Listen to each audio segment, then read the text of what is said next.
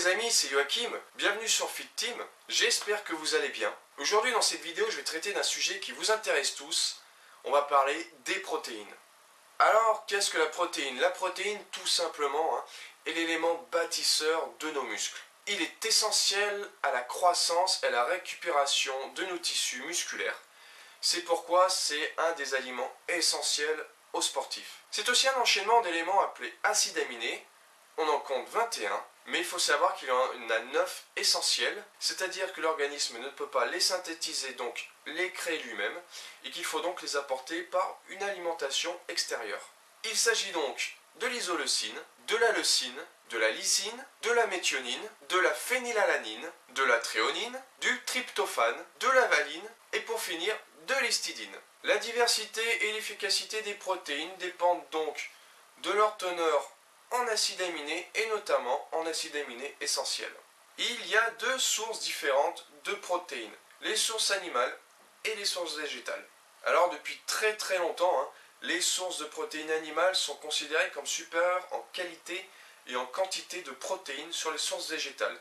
Mais les scientifiques commencent à pencher pour l'inverse et à montrer que les sources végétales n'ont pas à pâlir face aux sources animales. Il faut savoir que les sources de protéines animales sont invariablement accompagnées de lipides saturés.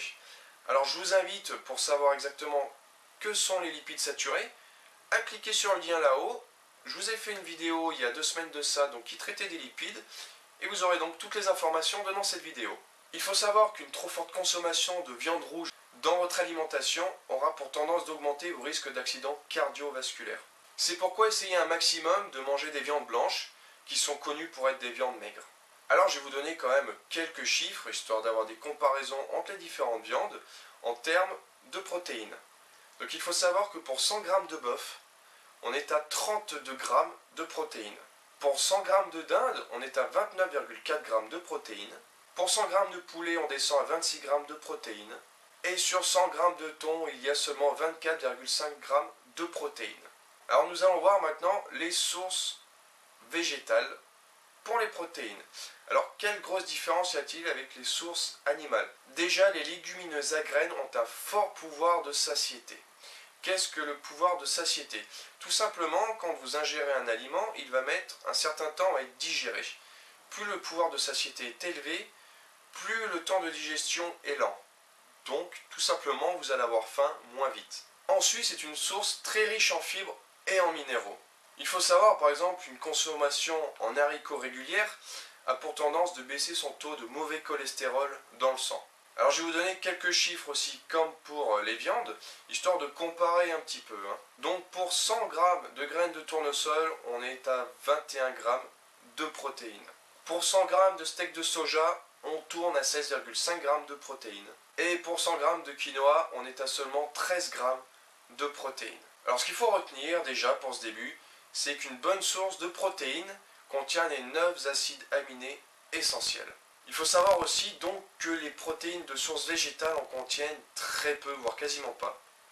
Sauf une exception faite pour le quinoa. Et pour finir, il est donc recommandé de manger les 2 sources de protéines.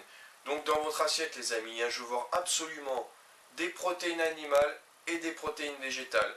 Ainsi vous avez les 9 acides aminés, les minéraux et les fibres essentielles pour votre corps. Et maintenant, je vous vois venir sur la grande question que tout le monde se pose et qu'on me pose à longueur de journée, Joachim. Quelle quantité de protéines je peux manger dans la journée? Donc déjà, on va distinguer 2 grands groupes d'individus.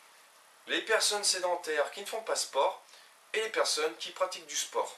Voilà. Donc les personnes sédentaires n'auront pas le même besoin en protéines que les personnes qui pratiquent du sport. Pour un adulte sédentaire, il est recommandé de manger 0,8 g de protéines par kilo de poids de corps et par jour. Pour un adulte pratiquant une activité sportive, donc moi je vais parler de ce qui nous intéresse le plus, les personnes qui font de la musculation ou du sport de force, on va plutôt être entre 1,4 g à 1,6 g de protéines par kilo de poids de corps. Alors je vois vous affoler d'ici là, mince Yoki, mais je tourne à 2,5 g, 2,6 g de protéines par kilo de poids de corps, est-ce que je vais mourir?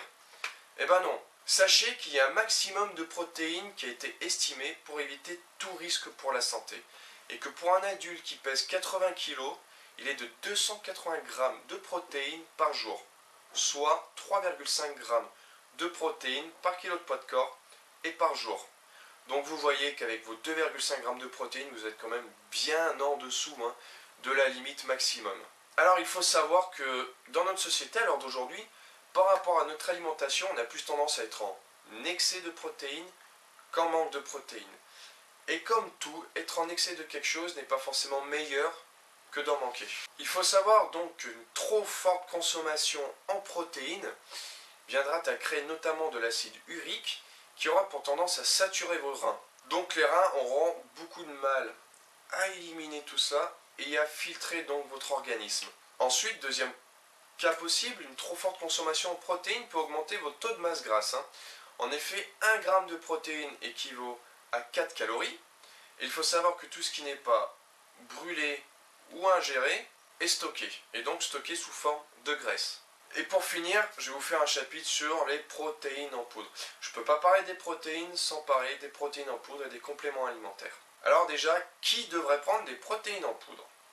Tout simplement la personne pratiquant du sport, qui a une alimentation régulière et saine, qui a un apport protéiné par l'alimentation solide conséquent, et qui malgré cela n'arrive pas à atteindre son quota de protéines à assimiler dans la journée. Ces personnes-là, je vous dis oui, vous pouvez prendre des compléments alimentaires, donc des protéines en poudre, pour supplémenter votre alimentation et arriver donc au quota journalier recommandé. Il faut savoir que la majorité des protéines en poudre à l'heure d'aujourd'hui sont issues du lait.